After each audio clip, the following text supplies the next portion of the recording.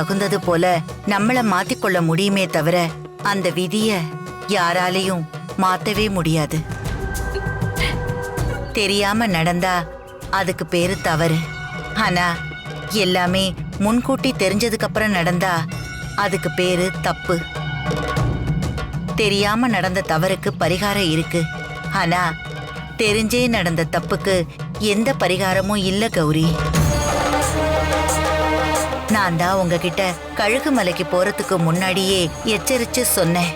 எந்த காரணத்தை கொண்டும் எந்த சூழ்நிலையிலையும் வாசுகி அம்மனை தொந்தரவு செஞ்சிடவே கூடாது. உங்களோட கவனக்குறைவால அங்க பெரிய தப்பு நடந்து போச்சு. இப்ப அவ அம்மனோட சாபத்துக்கு ஆளாயிருக்கா. இதுல இருந்து அவளால மீண்டு வர முடியாது. இந்த விஷயத்துல உன்கிட்ட இருக்கிற தெய்வ சக்தியோ இல்ல என்கிட்ட இருக்கிற தெய்வ சக்தியோ எதுவுமே துர்காவை காப்பாத்தாது. அந்த வாசுகி அம்மனோட உத்தரவு இல்லாம உலகத்துல இருக்கிற எந்த தெய்வ சக்தியாலையும் துர்காவுக்கு இழந்த பார்வைய மறுபடியும் கொடுக்க முடியாது.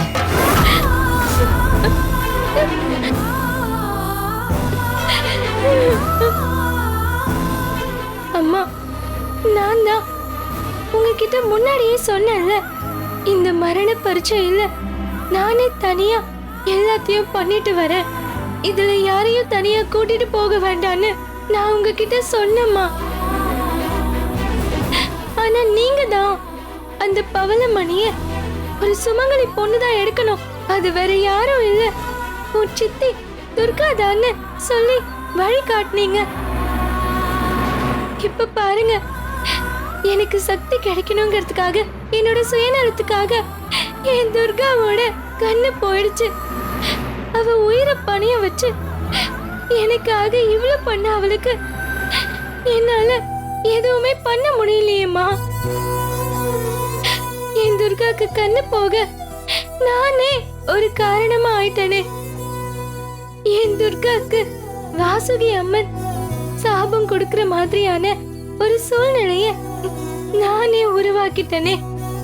இப்ப என்னோட துர்கா வாழ்க்கையே போச்சு, எல்லாமே போச்சு.